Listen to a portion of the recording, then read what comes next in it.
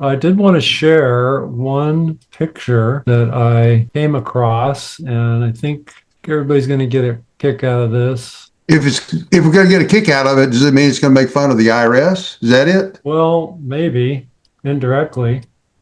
So, oh wait, sorry, I got to hit the share button.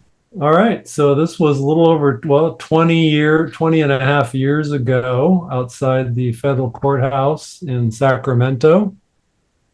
And that was the lots of smiles and celebration after the deserved acquittal in the criminal trial. The bogus charges that they had no evidence to show in court. You have to get charged criminally to get a jury to evaluate your conduct and evaluate the IRS's conduct. But anyway, you can see, I don't know, can't remember all the names, but John Turner is there, of course. These two guys here in the middle are two of the 12 jurors, Oscar Ramirez and Bruce. Can't remember his last name. There's Paymon, there's Sherry, there's K. Ross, myself, the Klingenberg family, and of course we had lots of other people that aren't in the picture that were there at every moment of the trial. So anyway, it's a great day for sure. And anyway, just came across that, wanted to share it with everybody. All right, Larry, go ahead and take it away. Well, I'm glad we got a nice crowd here tonight. I've been talking to Mark about what we plan on doing. We want to have these meetings on a regular basis. Hopefully, it's on Friday nights, but it may change because we may find that more people are receptive to some other date. But in any event, Joe, myself, and Mark, our purpose is to try to educate people about the income tax. I've been involved in the freedom movement, the tax movement, for decades. And I've just seen, a lot of people get involved with some group and, kind of go their own separate ways and they have their own ideas, and we really haven't been effective. And Mark and I want to provide good, solid information so that people can be effective. I hope over the next couple of weeks we can focus on withholding taxes, and hopefully we can make some real progress. Now, I've seen how this movement makes progress. And making progress usually just means chit chatting, pointing out certain documents, then hopefully just carrying out everybody's own individual battle. They'll battle with the IRS, they'll battle with their employer, and most of it amounts to nothing more than spinning wheels. Well, I want to make a group effective at something other than spinning wheels. I really think that it's going to take litigation. A lot of people just think I've been associated over the years with a bunch of leaders of groups, but the leaders of the groups, I'm just going to educate a whole bunch of people and turn them loose. And I just ask, how effective has that process been? I've just seen, I've been involved with this for decades. And, unless we have an organized plan for moving forward, you know, this movement hadn't gotten anywhere. But what we plan on doing is kind of showing y'all some important stuff. And it's been my experience that if people have good information presented to them, and then they also have to sit down and absorb it. In this situation, you're going to have to absorb some law. And that's what we're going to be offering to you in the way of an introduction tonight. Now, Joe, I sent to you that Form W-7. I'd like to just kind of start off. And, I don't know whether people have looked at Form W-7 before, but I think it's very illuminating. So, Joe, you want to pull up the Form W-7?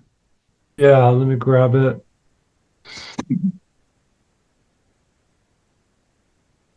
I already opened that.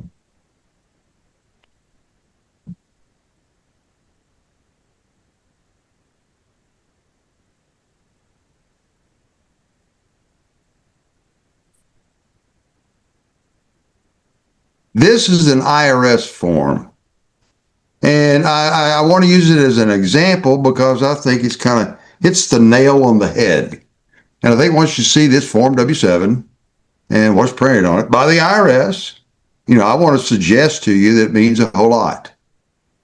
And, Joe's got it in his inbox and he is apparently looking for it, but, it's an IRS form, and I'd just simply like to point out what's important about it.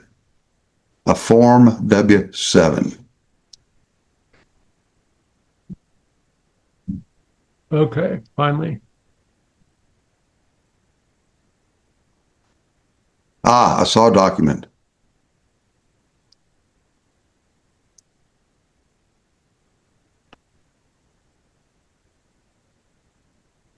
There we go. Okay, Joe, what do you think is important about this document? Form W-7. Well, Application for IRS taxpayer identification number. my first thought, especially after starting to ask the right questions, is who would be required to fill out this form, and who does the IRS, have the authority to demand the information from? It's got an OMB number too. It's got an OMB number, notice? Yep. Yeah, but that's the same numbers of Form 1040. Now, I would suggest to you, and I think this is just kind of an acknowledgement of reality. And, look down under where it says application for IRS TIN. Most people today will have, if you start a new business and you're going to have an accountant, and most everybody they're not going to fill out any moving forms. They're going to apply over the internet. Their accountant, we don't need to do any form. We're just going to apply over the internet. And I've seen people, I got to get a TIN for this new business I've got, and they do it over the internet, and they get the TIN in relatively short order. I guess probably within a couple of hours. But to me, what's real important, I think this is very telling. Under the words, the title of the form, application for IRS individual taxpayer identification number, it says for use by individuals who are not U.S. citizens or permanent residents, be permanent resident aliens. Joe, can you expand the document over to what's after those? Yeah, okay. So, Mr. Wilburn, do you think that's significant? Hey, Joe, can you let him in?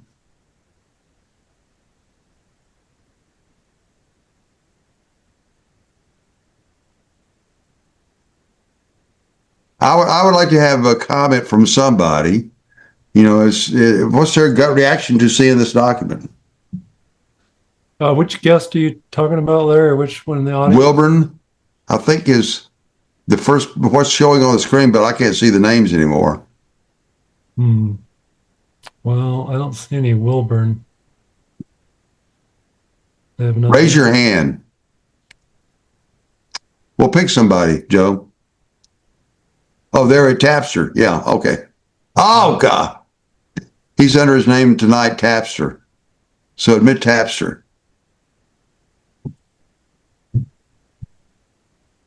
All right. Yeah, freed it up. Yeah. Or U.S. citizen, permanent resident. No, I see exactly what you're saying, Larry. I mean, if you go down there, reason you're submitting, non-resident, non-resident, U.S. resident alien, dependent of U.S. citizen, resident alien. I mean, who's to know? The problem is that we can read it and think it, but they have a different definition for 90% of the stuff they put on paper. Right? Well, there's what appears in the regulations in the law. And then there's the objective of the IRS and the Treasury Department. The objective of the Treasury Department and IRS is to raise funds. Mm-hmm. Now, the federal government exists independent of money coming in. The government exists independently of taxation because all it needs is to print. And today that printing happens just by, issuing to banks some digits. They stick some digits into their reserves. And, that's the way the money supply expands today. So the government exists independent of taxation. And in fact, I've got this stated over on my website. And there's a Beardsley Rommel back in 1945. He gave a speech, and he was a Federal Reserve official. And he gave a speech and said, the title of it was Taxation for Revenue is Independent. And I've got over on my website both the Beardsley Rommel statement and another one from about the same time frame from a guy that works at the Treasury Department. So money is not needed by the federal government when all the federal government needs is, extension of credit, digits in its account issued by the Federal Reserve, which created instantaneously. So the government exists independent of taxation. It works off of credit entirely. So we're not dealing with, the federal government being harmed by anybody being not paying anything. The government exists independent of taxation. And the purpose of taxation is to suck that excess credit out of the economy so that the process of credit creation can occur on a quarterly or an annual basis. It sucks up the excess credit. That's the purpose of the income tax. But, I just wanted to simply show this to you because here you have a form. It's official. You got to admit it. This is an official form. And it identifies a taxpayer. But then there's a connection between a taxpayer and, you can't accuse somebody of being crazy when they sit there and say, gee, we don't believe that, I don't believe I'm a U.S. citizen. I don't believe that I'm a taxpayer. Because we got some support for that proposition right here, just in the, about a quarter? No, it's more than a quarter of an inch, but less than the top inch of the page of this form. Okay, Joe, let's move on to go something else. The form, you're done with the form? Yeah. Okay. Before you move on, Larry, Yeah, go ahead. there are people that will point out to the individual before the taxpayer identification number. So I had this conversation with someone and they said, well, they don't ask for ITIN. They ask for the TIN, and they need to hear that there's no difference. You just said it. But I don't have your pedigree. I mean, okay. All right. Gentlemen, everybody on this call is invitees or people in the Telegram groups that I'm part of, and they're part of mine, and so on and so forth. We share information and teachings to the best of our abilities, but we count on you. You have the pedigree, and Joe has the experience and the knowledge from inside the beast, so to speak. And we're here to see if we can organize as a larger group. Maybe we'll reach 500, maybe we reach 1,000. So eventually, maybe we can support your guys' effort moving forward into some kind of a court battle that would mean something rather than us trying to find our little ways and fighting administratively one taxpayer or customer or client, as IRS says, at a time. So thank you. Appreciate your comments, Mark. Hey, Joe, let's move on to you wanted to discuss tonight this something to do with 1099s. Yes. This be a good page to start with? I've got something up on my, yeah, that's good enough.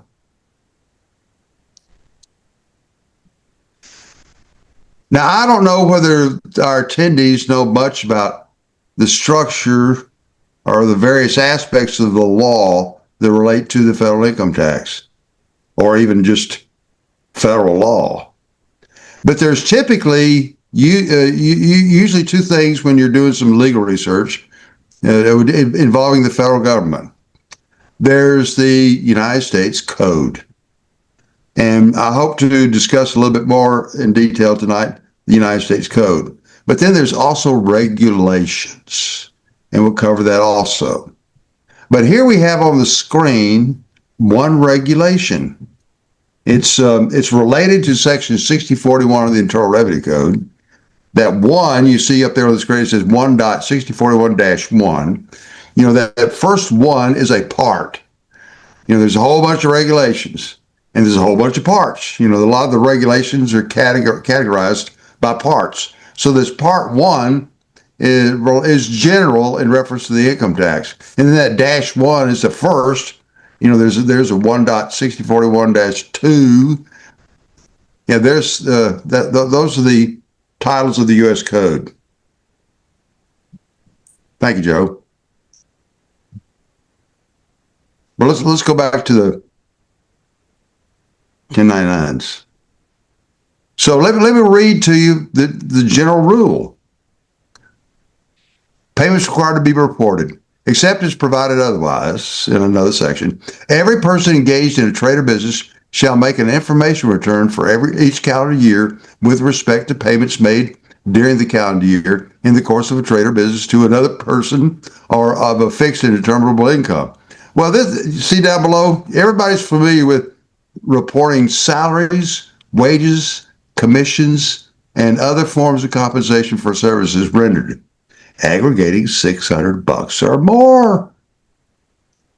So everybody, I think, is familiar with that.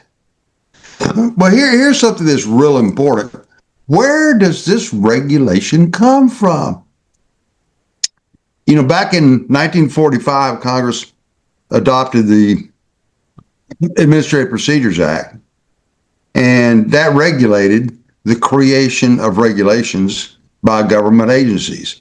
Back in the late 1800s, Congress came along and, they'd have a law that they'd draft and enact, and that law would give some type of authority to some public official.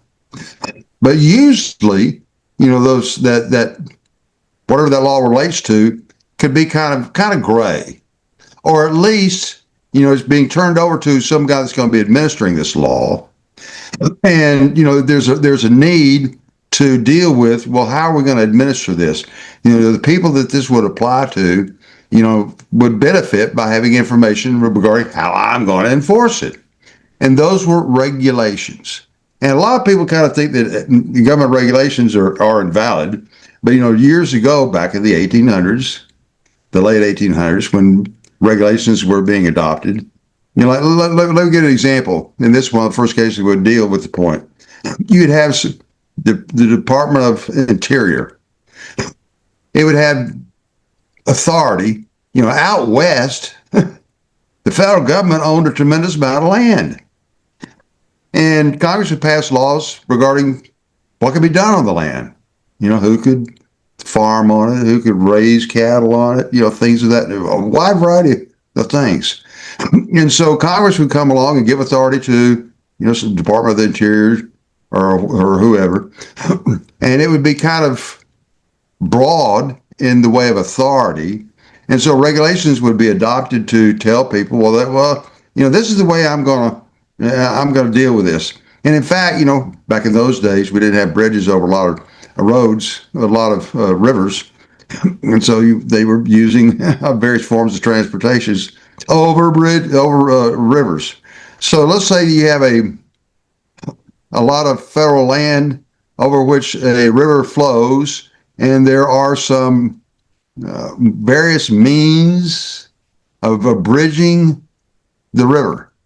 Well, in that type of a situation, whatever federal official is in charge of those federal lands would say, well, in reference to this river, I have authorized, this party here to, have boats. And so they would come out with a kind of a procedure, to deal with one specific situation. So that's the way regulations started off. Well, regulations were, I've got regulations that go back to the Civil War reference to taxation. And in 1894, when Congress came out with, the 1894 Act, the Secretary of the Treasury came out with regulations for that. But, because government officials have been given authority in statutes, and there is often a need to clarify and define and describe who can do what. That's the reason why we typically have regulations. But here, in reference to this regulation, Section 6041 of the Internal Revenue Code is the section. It deals with this broadly, this issue of reports of $600 and more. Well, this regulation right here, 1.6041-1, is a little bit more detailed explanation of how that section 6041, works. But, most people, and this includes people in this movement, I bring this up to them, look at section 6041. Isn't there a need for us to go look at the source for this regulation? And, a lot of people, it's real easy to say, no, all I need is the code and the regulations.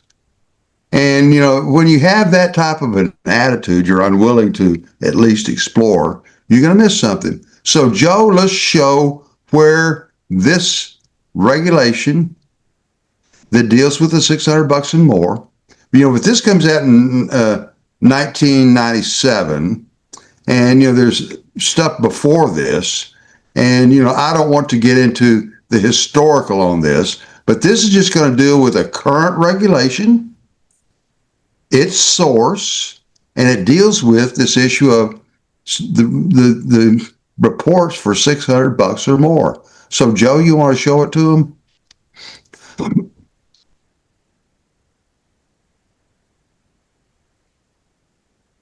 Oh, no, you're showing them the regulation. I want you to show Treasury Decision 8734.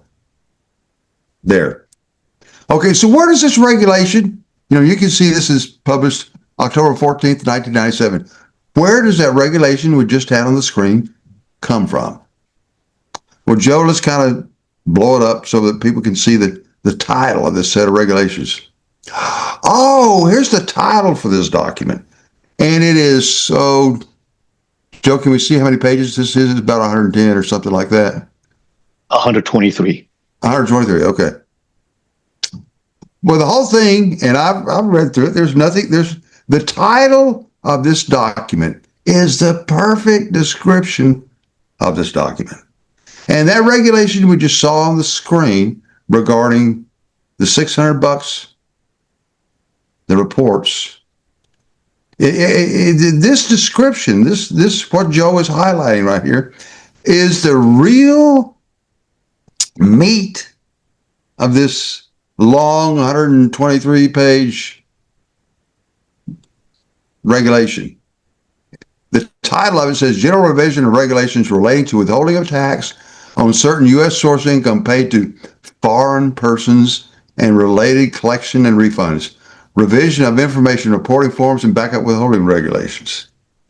So this deals with, there's nothing in here that applies to anybody but foreign persons.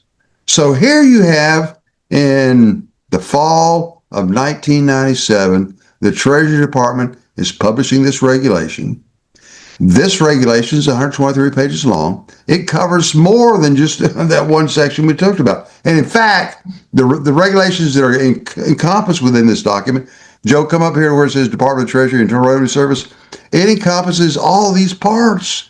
Part 1, Part 31, Part 35A, Part 301, Part 502, Part 503. All these different, that's at least 10 or 12 different parts in the IRS regulations. And all combined, they're 123 pages long. But then, that part of the regulation that authorizes these reports, TINs, $600 or more, it comes from this document. So, hey, Tapster, is that important? He's muted. Probably have to, unmute him. Hang on. Well, he's a good man on the internet, so hey, Joe, just leave him open and he'll. I can keep it. I muted myself when I quit talking, so I just didn't have any background noise or anything. Yeah, it's very important. But Larry, is there something in the I'm looking in the 1.6041 TAC 1 that points to? I see where you're talking part one. You're talking part one. Is it? How do you tie? What exactly ties this to what you just showed us, other than it says part one? Okay, because when you pull out the regulations, let's say you're looking for the latest, you want to see what, the regulation that deals with TINs, which deals with the $600 or more. You just want to see what it looks like. You want to review. You're an accountant. A client comes in, asks a question. Oh, well, I'm going to have to take a look at section, the regulations for section 6041. Well, when you turn to the published, the codified regulations, at the very end, let's say that this regulation happens to be 8 pages long. Well, 8 pages is going to be divided up into subsections. Well, at the end of the subsections, they tell you, the regulations will tell you the place in the Federal Register or other official place where they come from. So it's real easy. All you have to do, hey, Joe, is there any way that you can pull up some regulations? May I make a quick comment? Do what? Help the Tapster. May I make a quick comment? Yes, go ahead. Yeah, Tapster, see if you look on the regulation page under the Department of Treasury, Internal Revenue Service, what it says right there, 26 CFR Parts 1. Right. Okay, that Parts 1 tells you that the regulation on the left behind this document, where it says section 1.6041-1, that pertains to Part 1. Understand. Okay, that is in part one. That's how you know that, right? That's how you what links it to that part one. Okay, and I agree. But what I was asking is, I know when I asked the question, I said, "What shows me other than they're both? This says part one, and it's in part, or this says part one. The Treasury thing says this is in part one, 60601 or whatever the number is, 301." And that says part one, but I don't know how to link other than this huge part, because the part is a huge set, 5,000. Well, hey, Joe, I'll answer that. And I don't have a link for it ready right now. But hey, Joe, can you get over on Title 26, where all the regulations are? You think if I just type in this section number and you can tell me? 1.6041-1. Yeah. Yeah, that's a good way. Yeah, there you go. Right there on this very top one. Okay. Well, won't that give me text versus don't we want a PDF or not? Well, okay, hey, but try that second one. That may be a link to an official regulation. Yes, there it is. Okay, Tabster, this is a page out of the Code of Federal Regulations that has, the codification of all of the existing regulations. But at the very end of a section, see, Joe, above that 1.6041-1, see it says Treasury Decision? So the one right above us, we're in a more recent version of the Code of Federal Regulations. But you can see this right here tells you the source for that regulation. Gotcha. We didn't pull up the one above it, but we can see the end of it. And so here at the end of 1.6, well, it'll be something other than section 6041. It might be 6040-1. The same thing. You'll have a Treasury decision to see. Yeah. Okay. Yeah, right there. Okay, this one's been amended a bunch of times. Okay. Oh, this happens to be 1.6041-1. Okay. Been amended a number of times. Gotcha. Okay. All right. That's what. So that's the way you find, the source for this. Thank you. Okay. Now we were planning on having these shows because Joe wants to have the length of the programs a little more than no more than an hour and a half, but a little bit more than an hour. I want to get into something real quick, and we may have to revisit it next week. But I think it's real important for people that, would like to dig into the income tax. And digging into the income tax, I think is real important. Although I have been rudely criticized for saying that you need to dig into the history. There's a bunch of people that don't want to dig into the history because it's some work. But by digging into the history, as I'm going to show either tonight or next week, or at least over these 2 nights, that knowing something about the history is real important. Now, Joe, let's show our listeners and participants, where these things, the old history of the income tax, can be obtained. And it's one of the links. Go over to, I sent you the links, which will include going to the place where we've got over on constitution.org. Okay, right.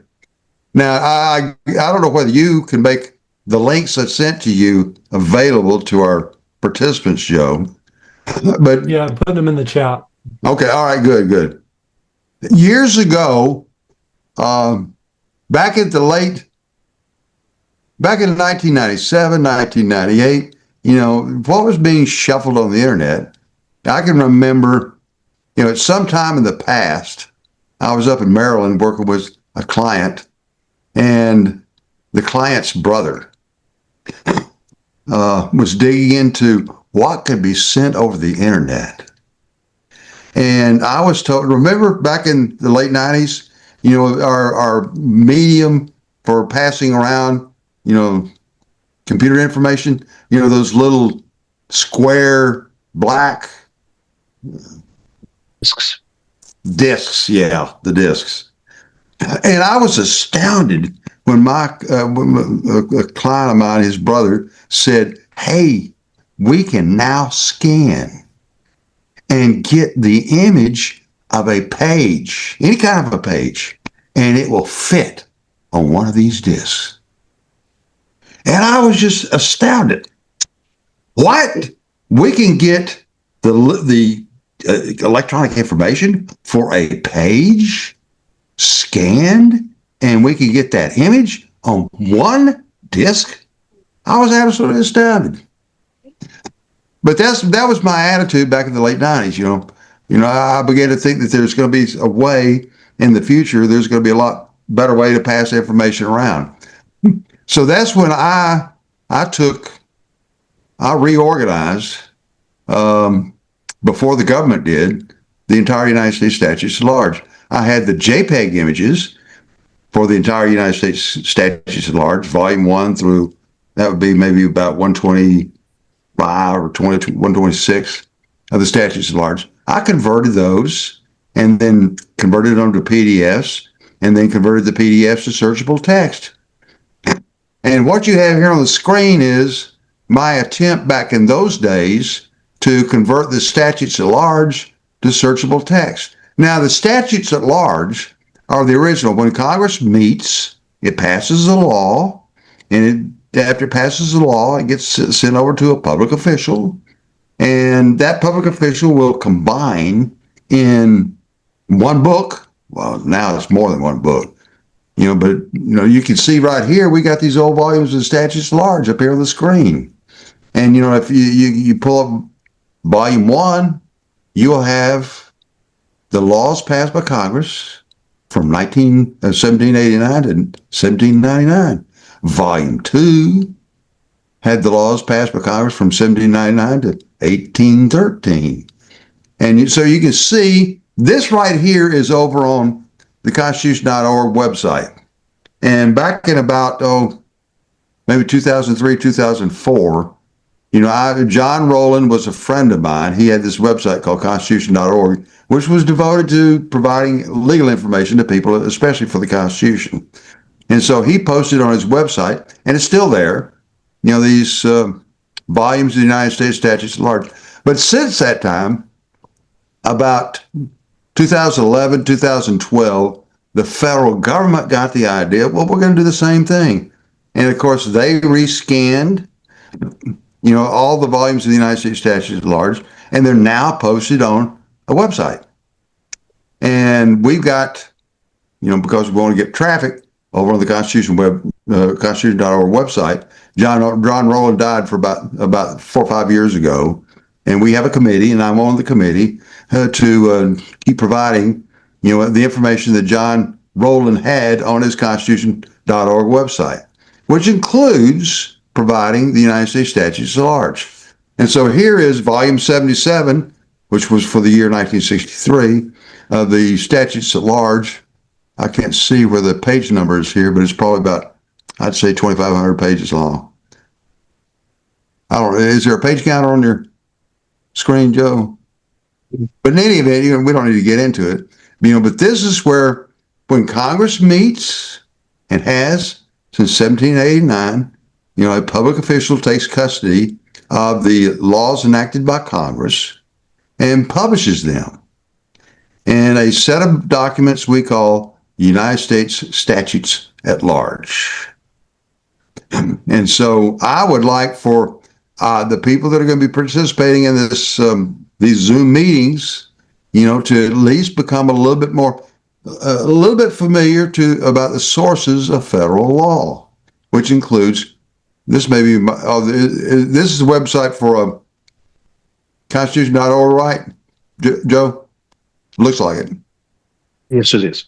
Yes, Okay. Yes, it is. Okay, now go down the page. Now this page also has some other information.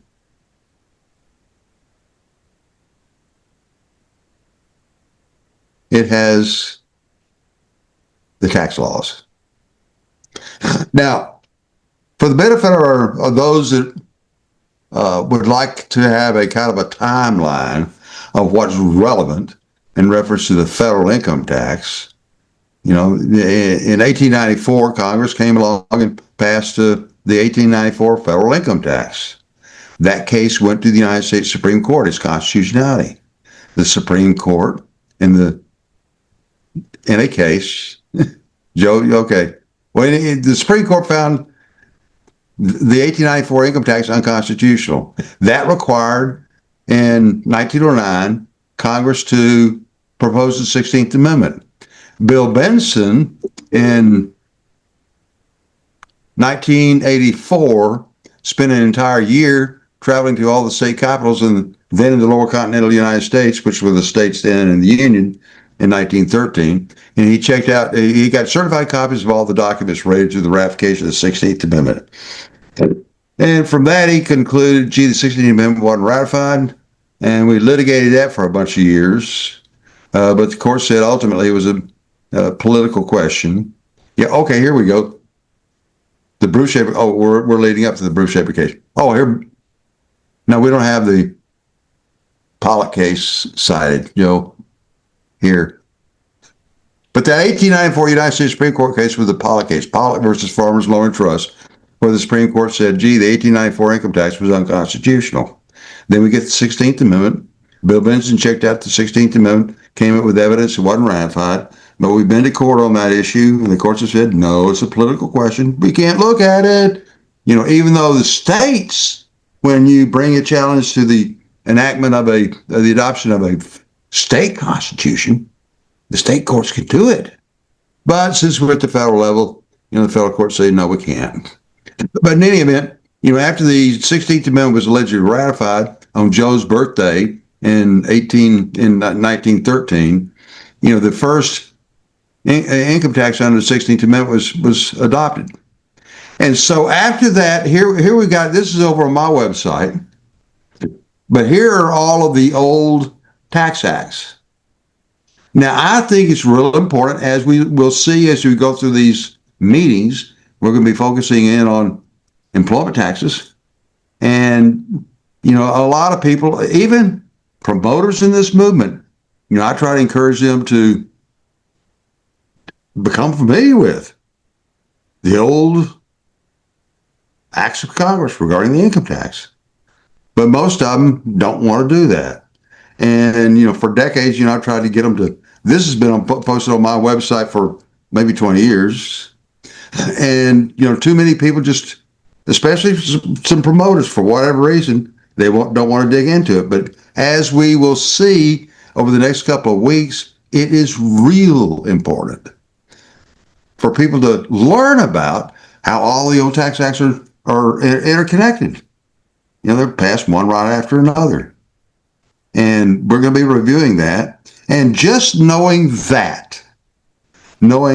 how the old income tax acts are connected, knowing, the set of regulations that goes along with each of them, that's real important. Like, for example, what Joe's got on the screen right now.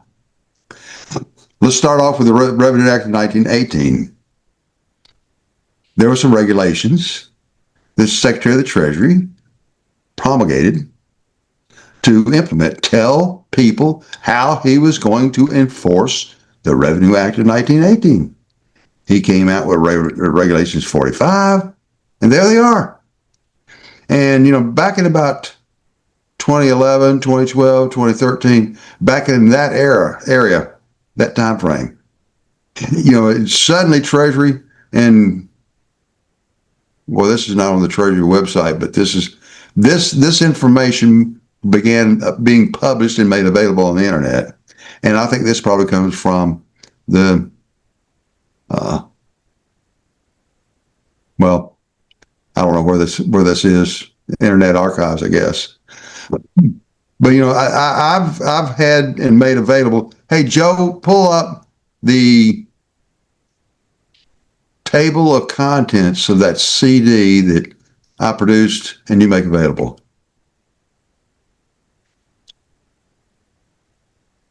I have that easy. And it may have been one of the links I sent to you. I'll pull it up. Well, if it's one of the links, I called up all the links that you sent me.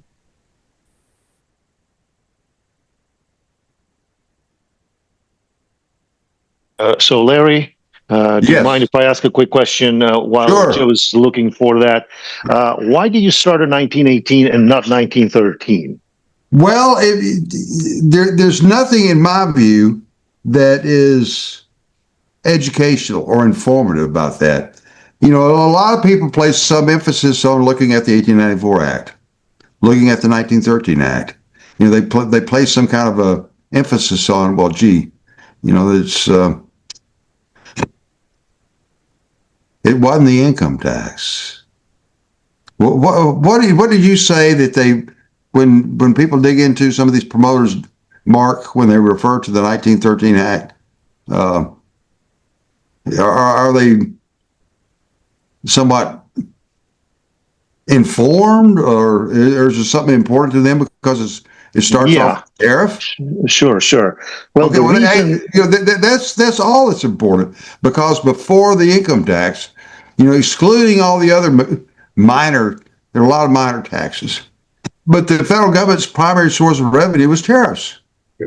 And so when you go back and you take a look at, that's the reason why having access to, all the old statutes at large is real important, because you can find them, you can take a look at them. They can be 80 and 100 pages long, and they tax anything and everything.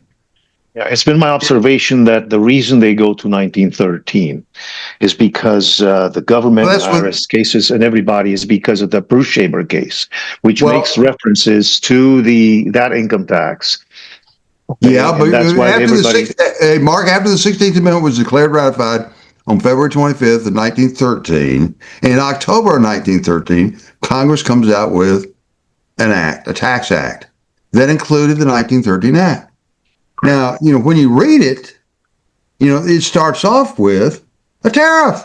And I think it's 80 or 100 pages long, the 1913 Act. Part 2 was the income tax. But the mere fact that you have one act, tax acts, that includes both a tariff and the income tax, there's no special significance to that. But, because people will say it's important when it's not, I just would rather roll past it. That includes also the 1916 Act. After for many years, Irwin Schiff would say, well, the 1913 Act is still in effect. The 1913 Act is not in effect. It was repealed as a result of a Supreme Court decision in 1916. Right. And that's the reason why in the fall of 1916, you come out with Congress repealed the 1913 income tax, no longer in effect.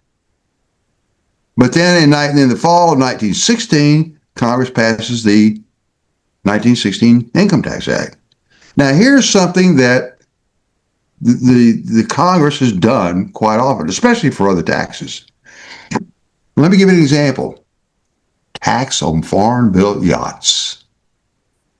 But I think it's about 1909, 1910, Congress comes along and passes a tax on foreign-built yachts.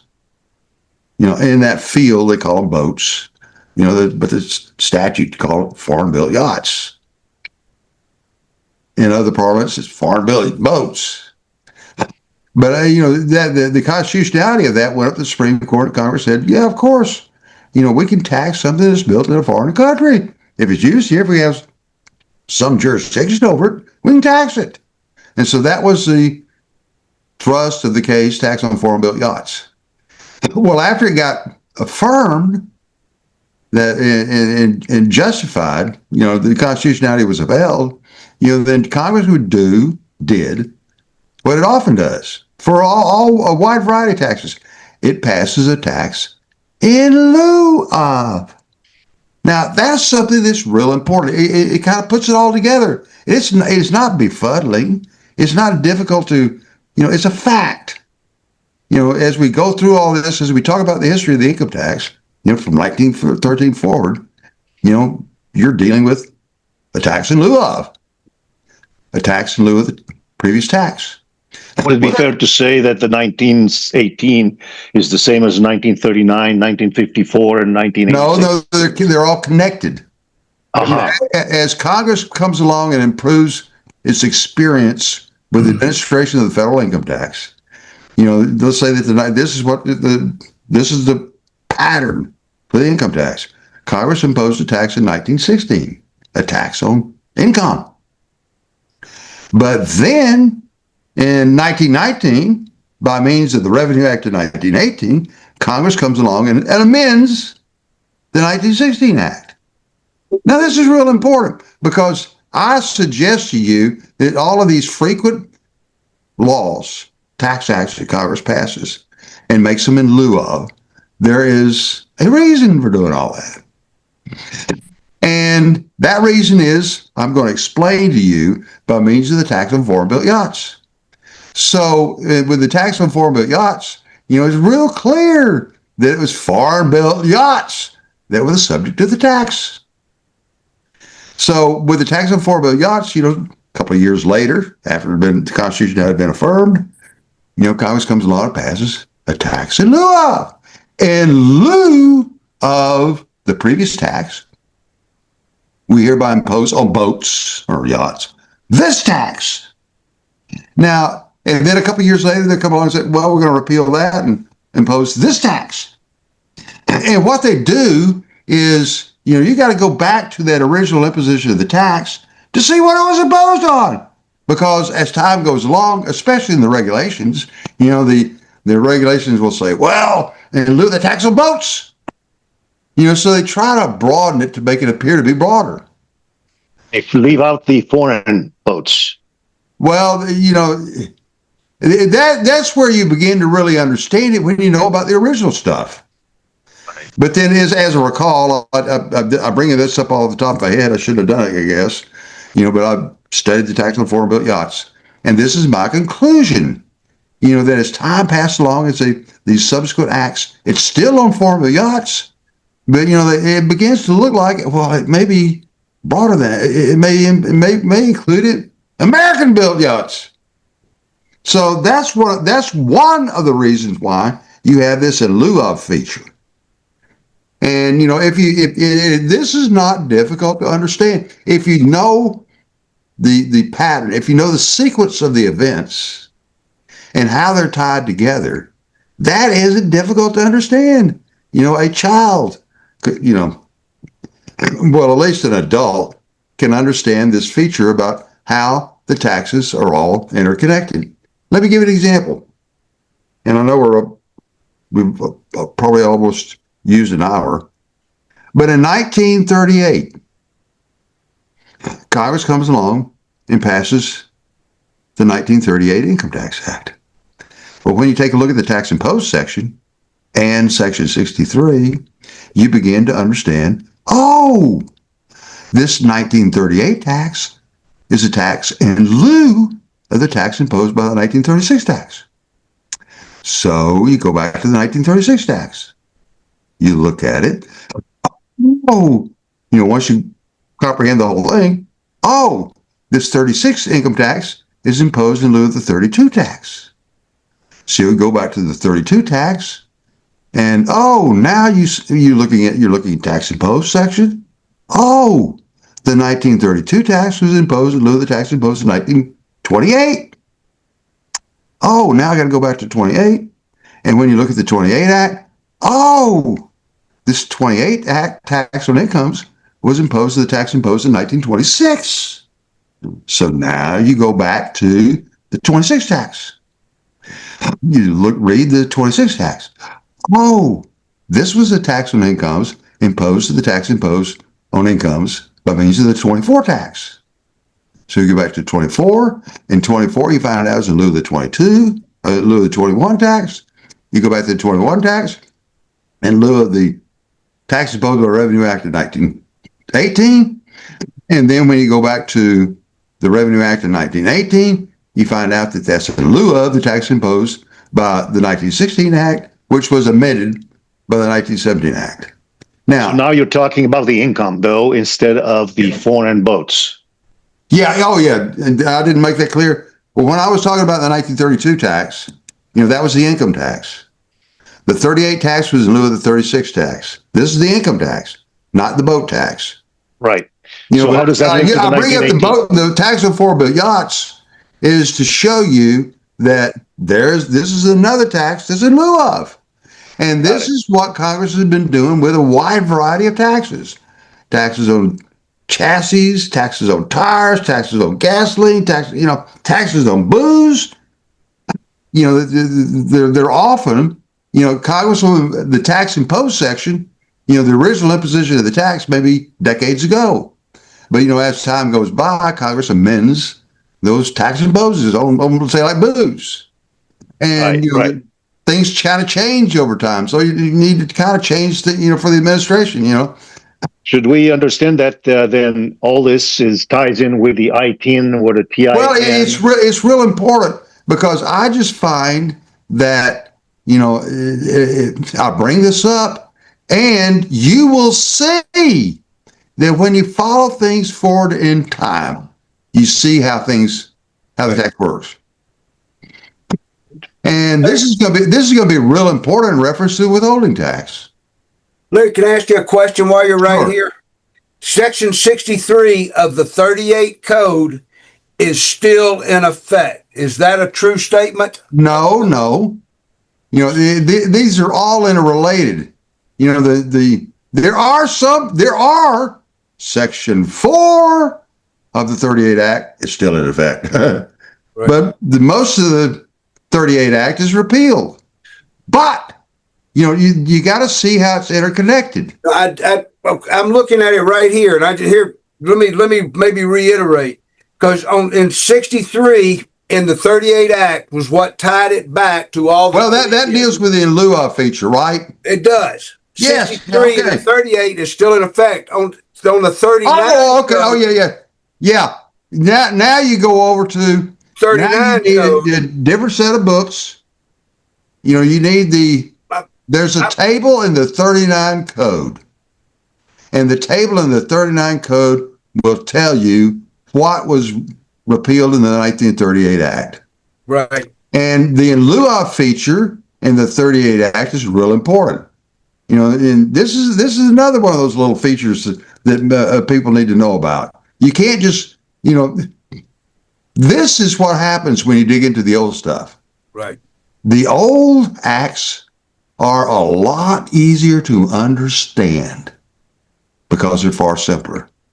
Much. I agree with you, but I'm going to clarify because you said no first, but I think you changed it to yes. So But I didn't know when you suddenly said section 63, then I remembered what you were talking about. Of the 30, of the 38, Yeah. because that's what ties all this back, going back to 1916, because it was in the 16 code that they got rid of everything in 1913.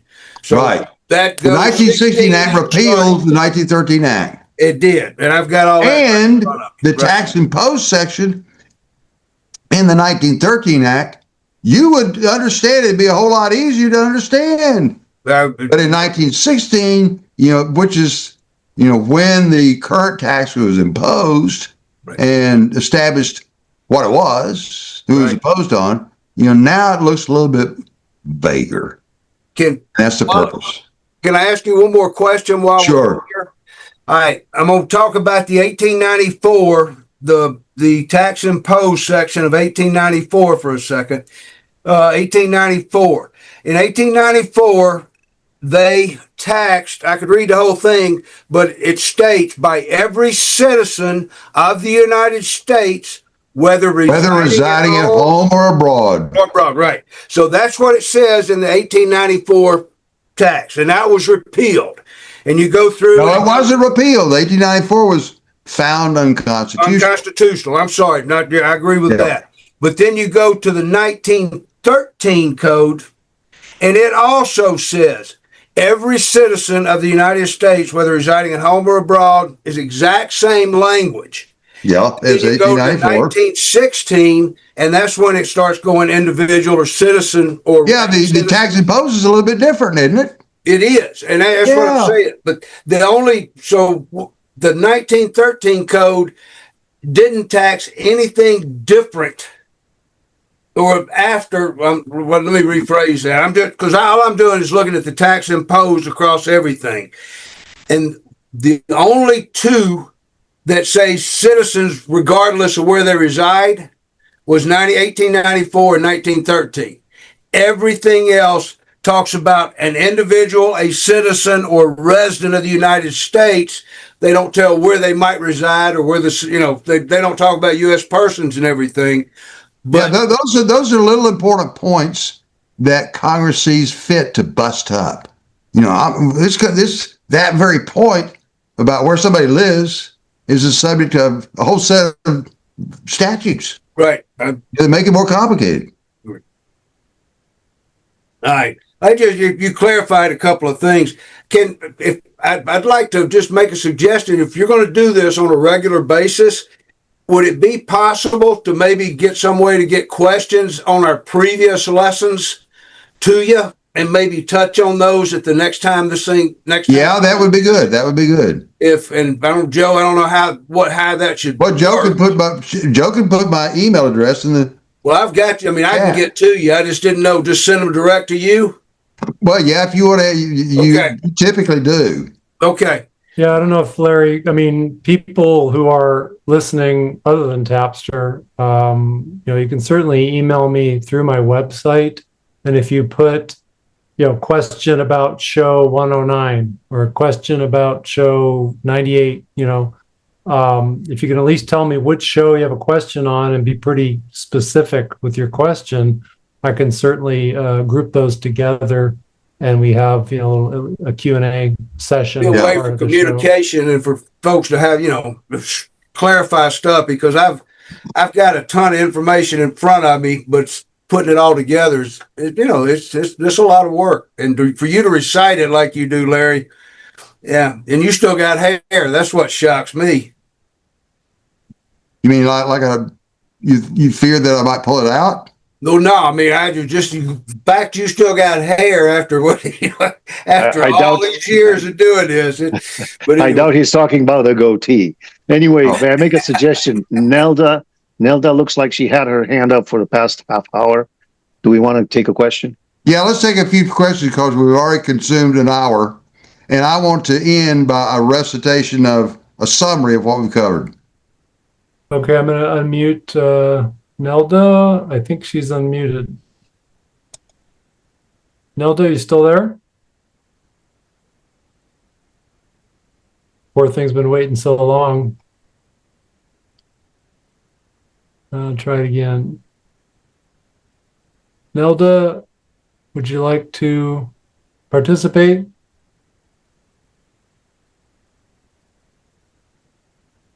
Going once, going twice. Yeah, no Nelda. All right. I'm going to go ahead and lower her hand, and if she raises it again, we'll try it again.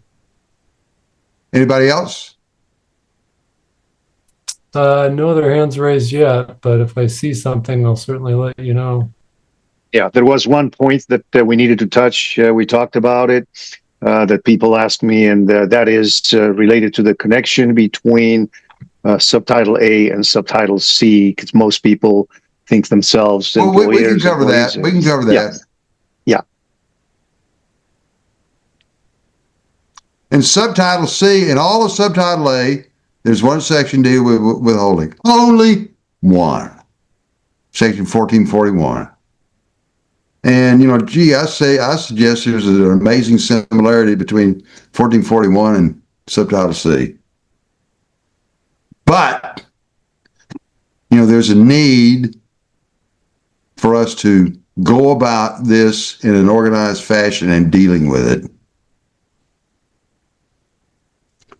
Withholding of tax on non-resident aliens. That's the only part of subtitle A. Subtitle A is the income tax provisions, the operative provisions of the federal income tax. And there's only one spot in all of subtitle A that deals with withholding. And it's right here in section 1441. Withholding of tax on non-resident aliens and foreign corporations. Real important. And, our argument is that, subtitle C, which relates to wage withholding, is not as broad as the government would claim. And that's ultimately where we're going. And, I think people need to have at least a basic understanding of wage withholding, and then understand, there are some real questions about who's subject to wage withholding. And that's the reason why there's a real need for us to get this resolved in favor of the American people. And hopefully over the next, we're going to continue these on I guess Friday nights are going to be probably the best night available. So over the next ensuing weeks, we can continue the further tying all this together, and y'all can then at least see, there's some real questions. And, there's some real questions about whether an American living here at home, even overseas, looks like Nelda, she put a question in the comments, or in the chat. Also, Helen raised her hand. Yeah, and Helen raised her hand. So we'll pull it up. It looks to me like, because I shared the link, Larry, to, let's see, this page right here. And so I think what Nelda's asking is, on this particular rendition of 6041-1, when you go down to the bottom, it shows this TD 6700, whereas when you go to that PDF, which, let's see if I can get to that fairly easy. No. 8734 is different from TD 6500. I think she's trying to point out the 25 FR 12108. That seems highlighted by her. Here we go. We'll show it to me. At the end of 6041-1. Right there, you. How did I pass it? Oh, at the end of the TD 60. Oh, this Treasury decision, or is it this whole Treasury decision? She's talking about 25 Federal Register, I think, 12108. Okay, here we go. So, okay, these are just the sources for this regulation. Right, but just what she's pointing out, I believe, I hopefully I get it right. Okay, so over here on this link that you sent to 26 CFR 1.6041-1. Well, hey, let me explain to you, Joe. When you see something like that, you know that this is a long regulation. But when you go check out those sources, those origins, you find it'll deal like this, like right here. This is the origin of 1.6041-1.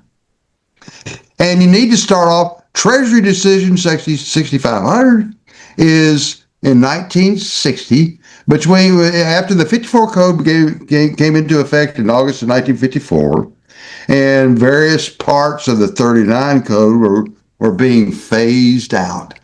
And so new regulations under the 54 Code were being adopted. And so, you know, between 1955 and 1960, you know, you can see when Treasury Decision 6500 was adopted, and it was adopted on November 26, 1960. You know, this is everything for the entire code. All the regulations were published in that Treasury Decision 6500. Now, I understand her question is about specifically why did you go to 8734 and you went to 6500? And I think your answer was that 8734 is the newer one. Therefore, we go by that. Yeah. Okay. Yeah. I was getting long-winded. Well, But see, look, you know, at this stage here, what we have on the screen, I don't know what year it is, but this 1.6041-1, and let's say it's 4 pages long.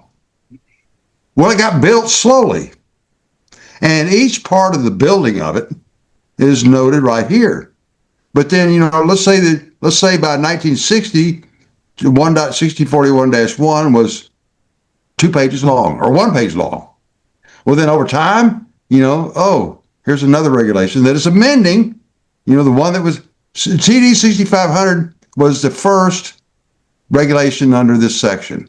But then it got amended by Treasury Decision Section 6628. There's a site for it. And then it was again amended in August 3rd of 1973. And then it got amended again December 26th, 1978. And it got amended again in April 25th of 1983. So I was just simply going to Treasury Decision 8734 because, number one, that dealt with this regulation, 1.6041-1, A. 1.6041-A, which was who it applies to. And, you know, it's just, you know, when you start isolating some of this stuff, you know, there's some stories by doing that.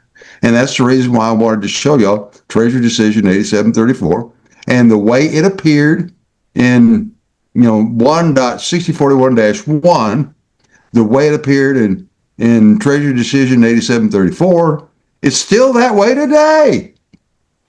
But you don't know 1.6041-1A only applies to non-resident and foreign corporations. You only know that when you go back to, well, what is the source of the current 1.6041-1? When you go back to that source, you see the Treasury Decision 8734 didn't have anything to do with anything but non-resident and foreign corporations. But you can't see that if you just look at if you take a look at 1.6041-1. So every regulation has the entire history at the end of that regulation. Yes. In the book. Okay. And what would these other TDs deal with, Larry? Like the gradual building of it and the amendment. It's the whole history. Yeah, the history. Anytime that political class decides they need something else from us, they throw something in this crap. Yeah. I mean, seeing that's the operative part. Yeah. Seeing how these regulations, you know, not that every one of them is going to be amazing. You know, it's going to be astounding. No, you know, that's what research is for. But, you know, Treasury Decision 8734 dealt with a whole bunch of regulations.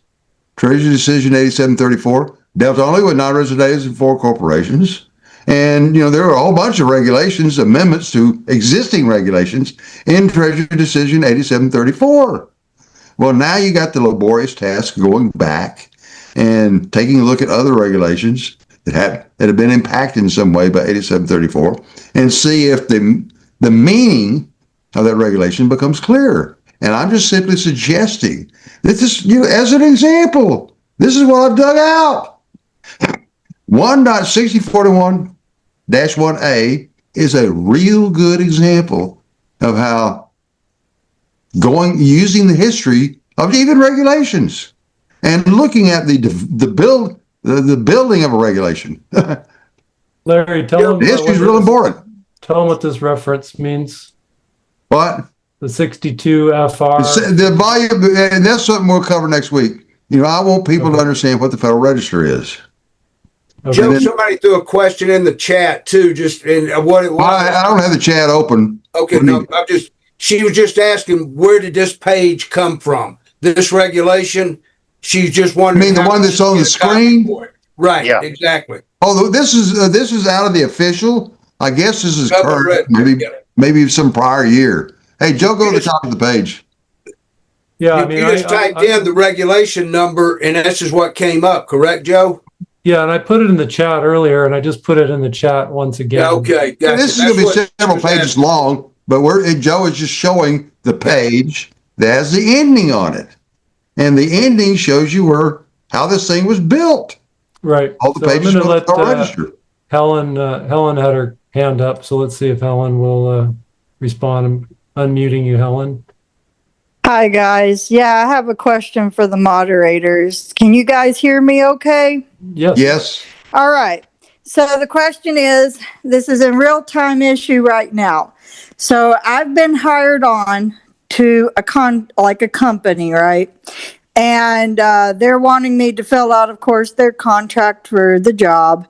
And they've got me filling out a W-9 because they're not doing W-2 for this type of work that I've been proposed to do. So in that sense, in the right now, how do you respond to the requirements of that company? Well, the way I would respond to that, I would need to dig into. I haven't dug into W-9s. But this is why you can't just, the accountants, they just read the manuals of the IRS. Right. And, that's it.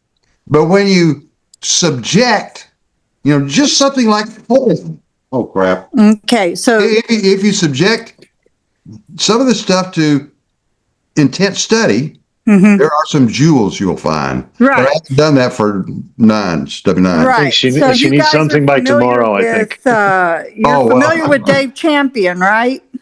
Yeah. Okay, I've invited him to this. I think that his knowledge and skill would be helpful for you guys as well. I'm not sure, your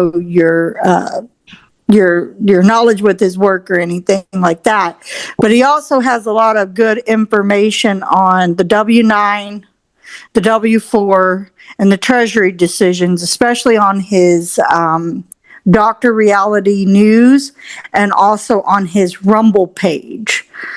He does a lot of videos that are about 30 to 45 minutes in length and more detail about each one of the things that you guys were discussing. And I'd asked him briefly in chat, of course, about the W-9s and the W-4s. And he has a specific thing he said he would email to the company that, and also he has his 1099 and W-2, which is kind of like a pamphlet, but a booklet for the company. So when they're requesting that you provide them with those forms, you also provide them with that booklet so that they can read the Treasury decisions and the information within. That's good. Dave, Yeah.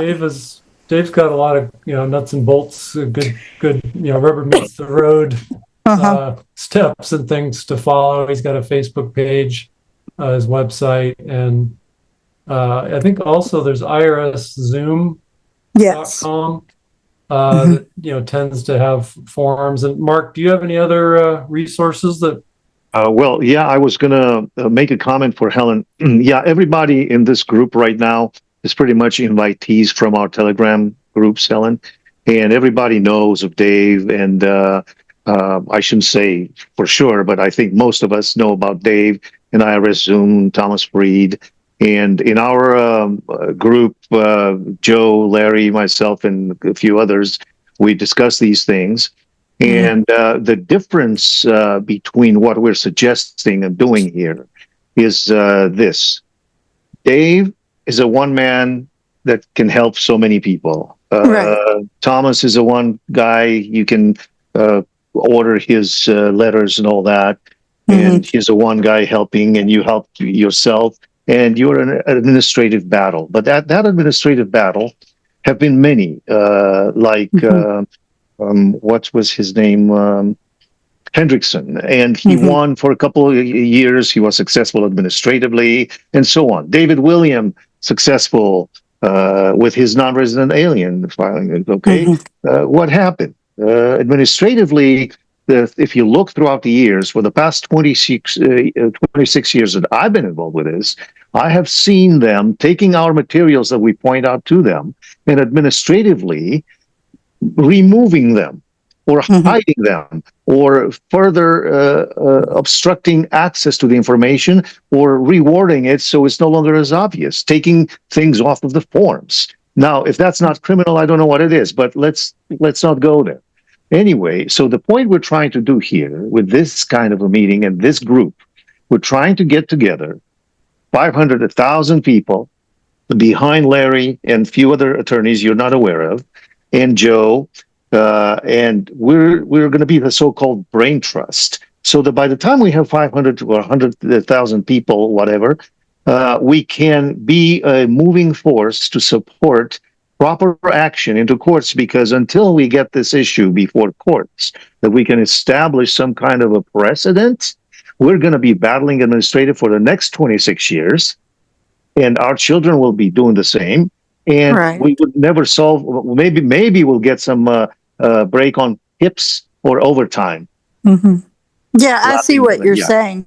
Yeah, right. because when I was talking with Dave, the other thing that he also noted is that in order to get the change you need, you've got to get it into litigation. That's just the only way that we can really We get all a agree, movement. and And we he all agree. says that there is a lawyer somewhere in LA, I'm not sure the name of the person, that is going to be able to litigate on that term. But again, That is old information, Helen. That yeah, lawyer apparently is no longer available, and that's uh-huh, why. And we had Dave on our exchanges. Okay, uh-huh. he has been on our exchanges. Thus far, we haven't been able to have a coherent group yet, Oh, but see, we're all in this together. So sure. we're on the right track here. But Yeah, what we're right now, since we got Larry and we got Joe and we got a good forum, and I think we all trust Joe with sure. his moral fortitude, and Larry as well, and their knowledge. I Yes, think we can back them up in the future efforts to take this to litigation somehow. We need to find a yes, formula, but we need to invite all the friends and family, anyone, to grow yes. this group to a point where we are a force Already done. pretty Already much like, done. yeah, but not just you. I'm speaking to everybody now, because Sure. a lot of you out there are on my Telegram group. I'm on your Telegram group. We know each Um, other already. have you So invited Tower Law? uh, we'll do all that. But what I'm trying to, before I forget my point, is if you look at Paymont, he was Yeah. successful with a one argument to create an organization of thousands Right. of people that are funding an insurance program, and he has reached some success. So we know that there is power in numbers. If we associate and we get behind now several lawsuits that are properly catered, then we Yeah. can establish that precedent that Dave is talking about, that we're all talking about here, and Larry at the forefront of this with his knowledge and know-how, and the other friendly attorneys. And maybe we can get this in the books to where we can now have a citation rather than an impression or opinion about what definition says. Sure. Yeah, I'm in a class every Thursday night with Tower Law, which is Eddie Craig out of here in Texas. Yes, I know Eddie. Yes, Yes, his expertise, of course, is in Texas Transportation Code. that's But correct. everything that he does, specifically fighting in the courts, is based on how to read the law and how to interpret it adequately and effectively. And jurisdiction. Yes. Yes. But the one thing that he does is he explains how, the things that we learn in the transportation code, how it leaks into the other everyday aspects of law, such as, tax law, Social Security, all of those other little elements that you deal with on a daily basis, especially property tax, etc. They're all So linked to some kind of yes, jurisdiction yes, and exactly. either territorial, subject matter, et cetera, et cetera. Yes, and in Texas law, of course, for the criminal code, of course, it's a lot like the South. A lot of the South has, their transportation code is considered criminal in nature. So with that, he ties it all back to also the federal transportation code, et cetera.